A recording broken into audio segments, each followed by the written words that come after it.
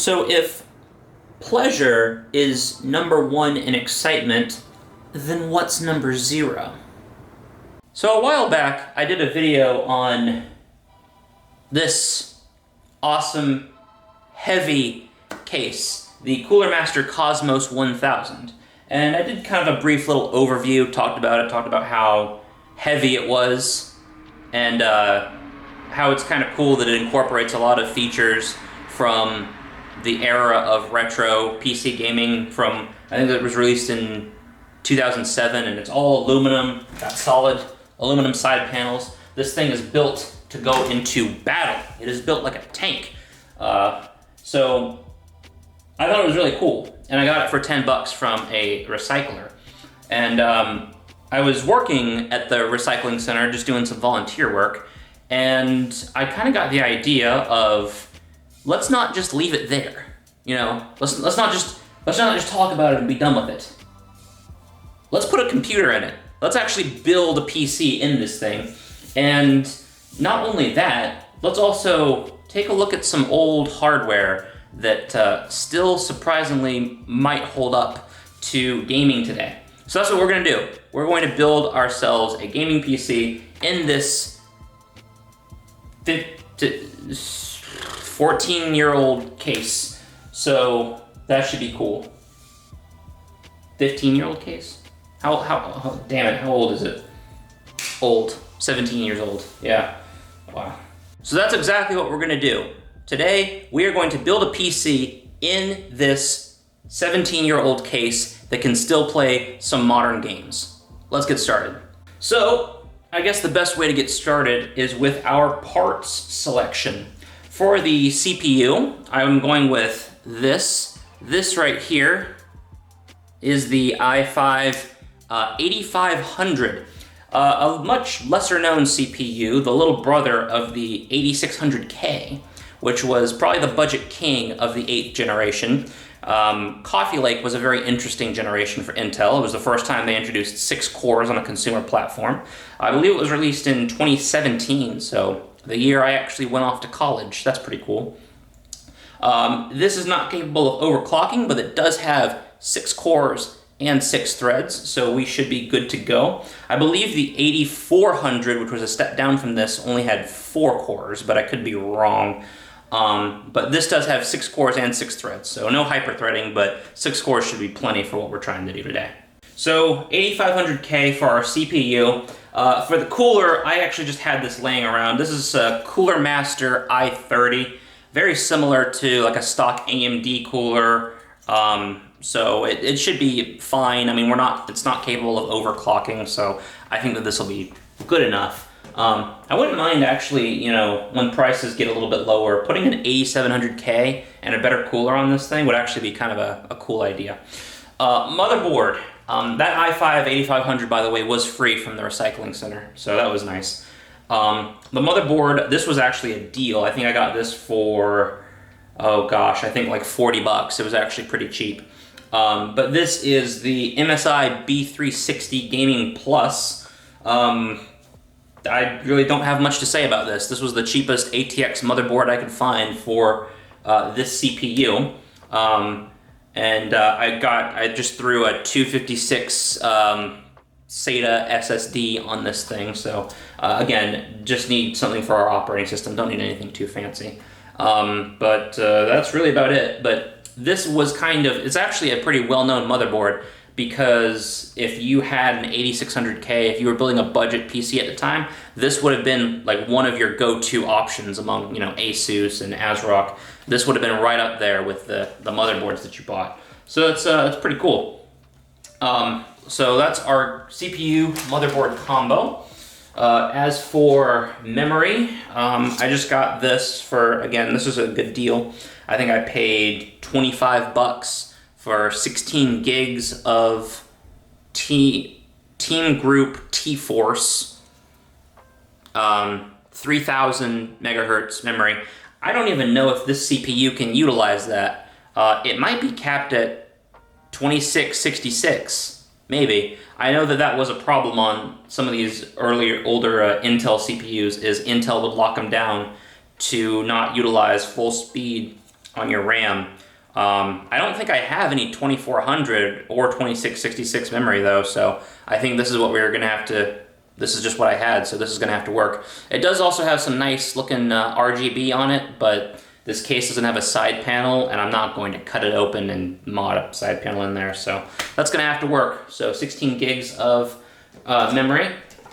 I also have a, let's see, I also have a 1 terabyte mechanical hard drive that I got from the recycler. I hope it works.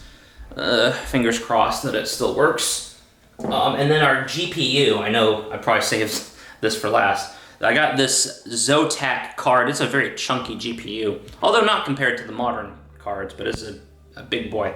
But this is a, I believe this is a 1070?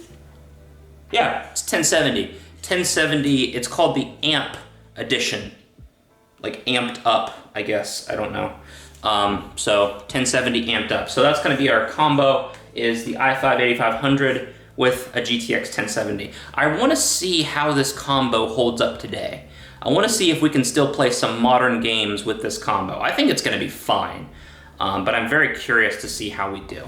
But there's so much room in this case, and there's so many fans in this thing that I'm sure that the cooling isn't going to be a problem. I think the last thing to kind of, well, actually a couple more things to note. Power supply, this just kind of came down to what I had laying around. This is an older Seasonic, this is an X850. Oh, I thought it was a 750. It's an 850, so 850 watts. This again, I just had this in the drawer, so I just pulled it out for this. Yeah, this should be fine. It's an older unit, but we should be good to go with that. I like Seasonic quite a bit. And then I also had these just laying in the drawer, and I figured like I needed to do something with them, but I got 3 optical drives that I'm gonna put in the 5 1/4 inch bays, because like I gotta get these out of my drawer. I just gotta do something with them. I hope these work also, but I guess we'll see. This one has kind of a dent on the side of it, you can kind of see. So yeah, we'll see how that goes. So I guess with all that said, let's start a time lapse and start building.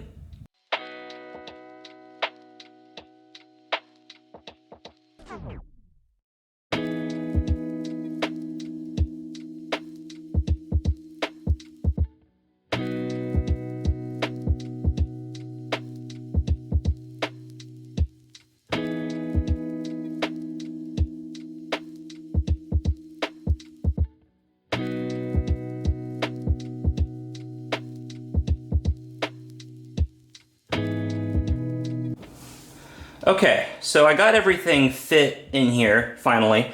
The cable management in this case sucks ass. Like, it's terrible. Like, I had to run the CPU connector up here, up through here, around the fan, the exhaust fan, up to the 8-pin up top. Like, it's real bad. There's no room behind the motherboard tray. There's no space to run the power. So like, for example, you'll notice here, I have my 24-pin running down to the power supply through the bottom. So like, everything is just kind of jumbled up. I tried to use some zip ties to keep things as tight as I could, and I did an okay job, but I mean, it's a good thing this thing doesn't have a freaking side panel, because this is a rat's nest. I guess things were just different back in the day, and cable management wasn't really a priority. Fair enough, but the cable management in this thing was just bad. And this was a $200 case. This wasn't cheap. So, I mean, I get it, but, you know, this was kind of funny. I ran my cable here for my optical drives, and then you can just kind of have these little push pins that hold them in there. So you can kind of see here. That's kind of hard to see through the crossbar, but I just have the 3 SATA connectors all hooked up there, so all 3 of them work. But yeah, so it's all fit in there. Cable management's not great, but I attached some fans, so the airflow should be fine. So let's go ahead and turn the thing on and see if she works.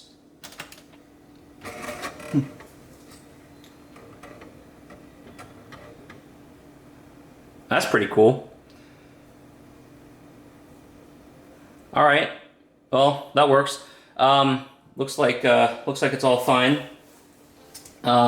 We are, I will say I like the MSI red lights on the motherboard. That looks kind of cool. Let's make sure all of our 3 optical drives are working. Well, one of them certainly is.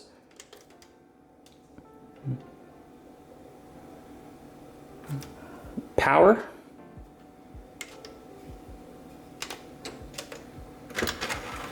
All right, those work. What about this bottom one?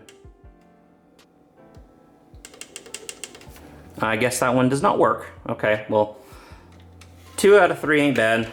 I knew one of them would probably be broken, but it's fine.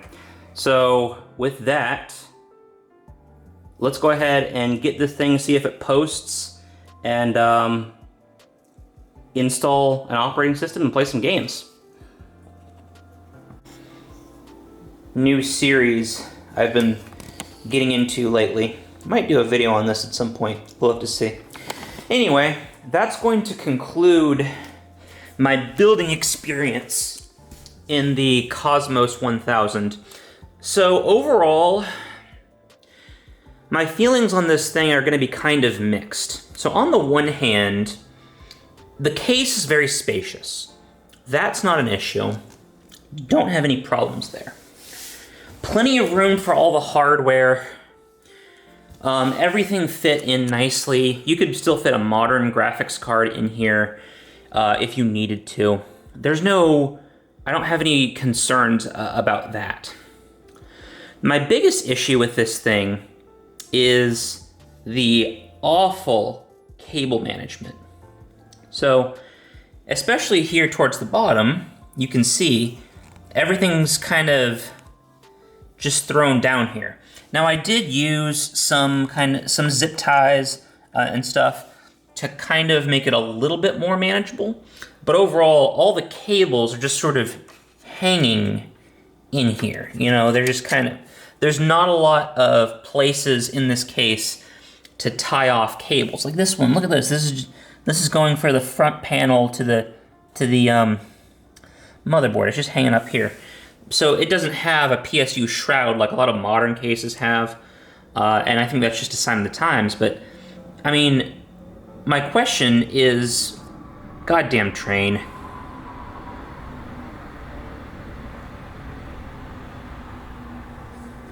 My question is, you know, I was not building computers in 2007, but, you know, was this a problem back then? Did building computers just come with bad cable management back then as well? I mean, look at this. So you have barely any room back here in order to route your cables. Now, you can do a little bit here. As you can see, I run a few through here to the front, and then this is where I ran my extension for my hard drives, so we're good there.